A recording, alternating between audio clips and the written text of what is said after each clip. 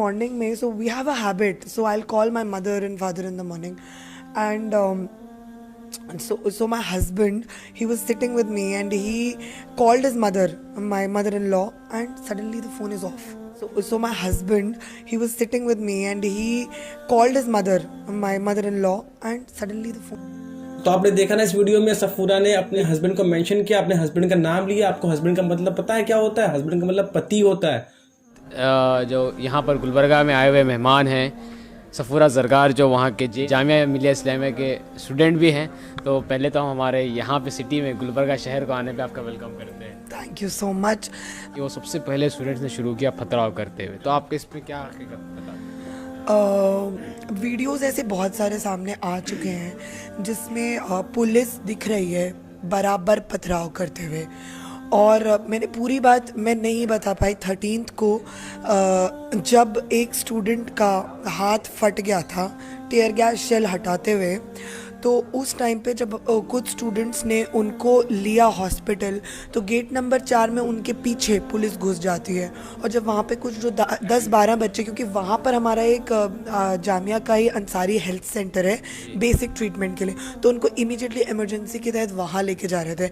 और भी काफ़ी इंजर्ड स्टूडेंट्स, जैसे कि मैंने बताया एक लड़की का सर फट गया था, और भी इंजर्ड स्टूडेंट्स हैं। जब उनको वहाँ लेके जाते हैं तो वहाँ पर वीडियोज़ वायरल हो गई हैं, वो जिसमें दिख रहा है कि हमारे गेट नंबर 4 में घुस के बैंक के सामने जहाँ पे गाड़ियाँ भागती, वहाँ पे पुलिस वालों ने किस तरह से लाठीचार्ज किया गाड़ियों के बीच में घुस के स्टूडेंट्स पे, और वहाँ कितने स्टूडेंट्स के हाथ टूटे हैं, टांगे टूटी हैं, पाँव टूटे हैं। उसके बाद भी अगर ये कहा जाता है कि हमने पत्थर मारे, हम तो उस टाइम पे एकदम जब हम लोगों पे पथराव हुआ, हम लोगों पे लाठीचार्ज होने एकदम डिस्पर्स हो गए। We could not understand. There were people. So I am from Kashmir. I know what is a tear gas shell. लोगों को पता ही नहीं था कि वो टीयर गैस शेल क्या होता है। वो जैसे ही वो शेल आके गिरता था ना, तो people used to come close to it and ये क्या है, what is this, what is this. उतनी देर में उन्हें पता ही नहीं चलता था कि वो फट जाता था एंड पूरा उसमें से जो ट्यूब में से टीयर गैस निकलता था, एंड उसके बाद तो सब ब्लैंक। सो इस तरह का एटमॉस्फेयर था that people did not even, I was standing in the middle of the road, यहाँ पे पुलिस बैरिकेड था, यहाँ पे क्राउड था, एंड हम लोग देख रहे थे कि क्या हो रहा है। I was trying to remove the students who were near the tear gas, मैं उनको हटा रही थी, तो सडनली मतलब I was in that moment and I could see, like I could remember Kashmir, it was a crackdown.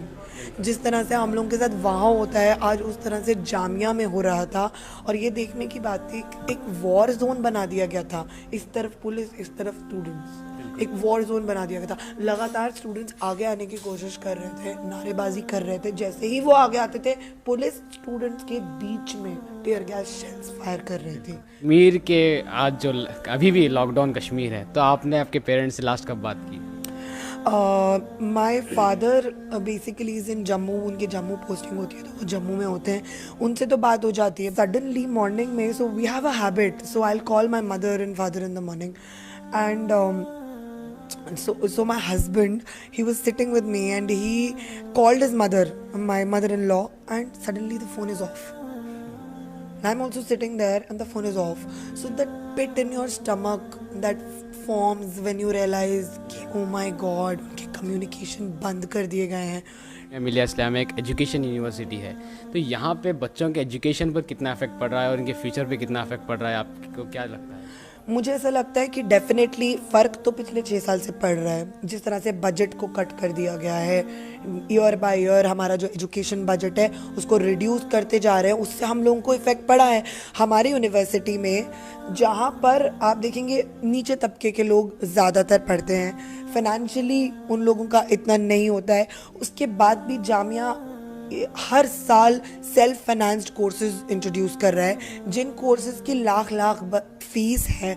तो एक जो लोअर बैकग्राउंड से, लोअर क्लास बैकग्राउंड से आता है, वो कैसे पढ़ाई करेगा? तो एजुकेशन तो वैसे ही इनएक्सेसिबल हो गई है। उसके बाद आप हमारी यूनिवर्सिटी में घुस के हमारी लाइब्रेरी को बर्बाद कर देते हैं, पढ़ने की आप जगह बिल्कुल ख़राब कर देते हैं।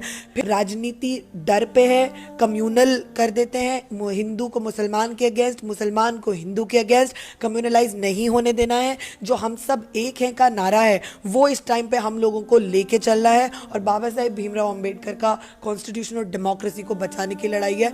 सिर्फ मुसलमानों की लड़ाई नहीं है, दलितों की लड़ाई है, औरतों की लड़ाई है, ट्राइबल्स, आदिवासीज, जिनको ये गवर्नमेंट पूरी तरह से प्राइवेटाइज कर रही है, जो हमारे फॉरेस्ट बर्बाद कर रही है, जो जिस तरह से कैपिटलिज्म मतलब दिन भर दिन इतना एक्सट्रीम एब्जेक्ट कैपिटलिज्म हो गया है, और जो inequality between the poor and the rich is increasing day by day बढ़ती जा रही है। इस सब को देखते हुए इस मूवमेंट से पीछे नहीं हट सकते। तो ये थे हमारे साथ सफूरा ज़रगार जो जामिया मिलिया इस्लामिया के स्टूडेंट हैं। तो मैं आपका कीमती वक्त देने पे बहुत शुक्रिया अदा करता हूँ दी गुलबर। मुझे ये समझ में नहीं आ रहा है कि हम मुसलमानों के पास कोई और काम बचा नहीं बचा। क्या हम हर चीज़ का सबूत देते रहेंगे? क्या हम ये बताते रहेंगे कि हम एक मुसलमान हैं, देश से प्यार करते हैं? अब हमें ये भी बताना पड़ेगा कि हमारी कोई बहन प्रेग्नेंट है तो वो शादीशुदा है या नहीं है? हमें हर चीज़ का प्रूफ देना पड़ेगा आप लोगों को? हम किस समाज में रहने लगे, किस समाज में हम आज जी रहे हैं, जहाँ पे हमें एक चीज़ का प्रूफ देना पड़ता है, हर एक चीज़ का हमें सबूत देना पड़ता है आप लोगों को। मैं इस पे वीडियो नहीं बनाना चाहता था क्योंकि मैं हर एक चीज़ पे हम लोग को सबूत देने की ज़रूरत नहीं है। हमें हर एक चीज़ पे ये बताने की ज़रूरत नहीं है कि हम मुसलमान भी इस मुल्क से बहुत ज़्यादा मोहब्बत करते हैं। लेकिन मैं मजबूर हो जाता हूँ कि कितनी गंदी गंदी बातें लड़की के खिलाफ लिखी जा रही हैं। क्या कोई इतना भी गिर सकता है? और जो ये पोस्ट कर रहे हैं, क्या वो नहीं समझते कि नारी का क्या सम्मान होता है? नारी का सम्मान तो हर धर्म में किया गया है, वो चाहे हिंदू धर्म हो, चाहे वो मुस्लिम धर्म हो, जैन हो, बौद्ध हो, हर धर्म में नारी को सम्मान दिया गया है। और जो लोग उस लड़की पे अनाप शनाप बातें कर रहे हैं, क्या वो कैसे पैदा हो गए? इतना कैसे गिर सकते हैं आप लोग कि किसी के बारे में इतना आप सोचते कि आपके कमेंट से, आपके पोस्ट से किसी की जान जा सकती है? उसके ऊपर क्या बीत रही होगी, जबकि उसने ऐसी कोई गलती भी नहीं की। उसका गुनाह हाँ है, उसका गुनाह सिर्फ ये है कि वो मुसलमान है। उसने सीए के खिलाफ क्यों प्रोटेस्ट किया, उसका बस यही गुनाह है। वरना और कपिल शर्मा और जो लोग कुछ भी बोल देते हैं उनका कोई मसला नहीं है, उनके ऊपर कोई एलिगेशन नहीं लगाए जाते हैं। लेकिन एक मुसलमान सीए का प्रोटेस्ट करता है तो वो उसका गुनाह है। बाकी सीए के जो समर्थन में है उस पर कोई मसला नहीं है, वो जितनी भी रैली निकालना चाहे निकाले। आप समर्थन में रहिए, मैं उसके विरोध में हूं, लेकिन इसमें मेरे कैरेक्टर पे कैसे आप उंगली उठा सकते हैं? मैं कैसे आपके कैरेक्टर पे उंगली उठा सकता हूं? क्या हम इतना नीचे गिर जाएंगे? और याद रखें, मैं दूर नहीं जाऊंगा, आस पास के हमारे लोग उस लड़की के खिलाफ इतनी गलत सलत बातें कर रहे हैं। आप सोच सकते हैं वो किसी के हो सकते हैं?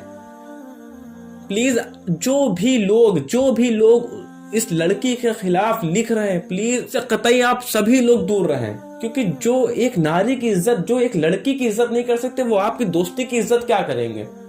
वो आप उनके घर पे लाते हो तो उनकी कैसी सोच, उनकी कैसी मानसिकता होती होगी जो एक लड़की के खिलाफ इतना गंदा लिख सकते हैं। मैं तो अपनी वीडियो में दिखा भी नहीं सकता हूँ कि कितनी गंदी गंदी बातें उसके खिलाफ लिखी गई हैं, और आगे भी लोग लिखेंगे, जबकि उसने ऐसा कोई गुनाह किया भी नहीं। उसका गुनाह, वो पहले से ही ऑलरेडी हस्बैंड उसका था, वो 3 महीने से प्रेग्नेंट थी। या आप कहिए कि हमारे देश में मुसलमानों का प्रेग्नेंट होना भी गुनाह है।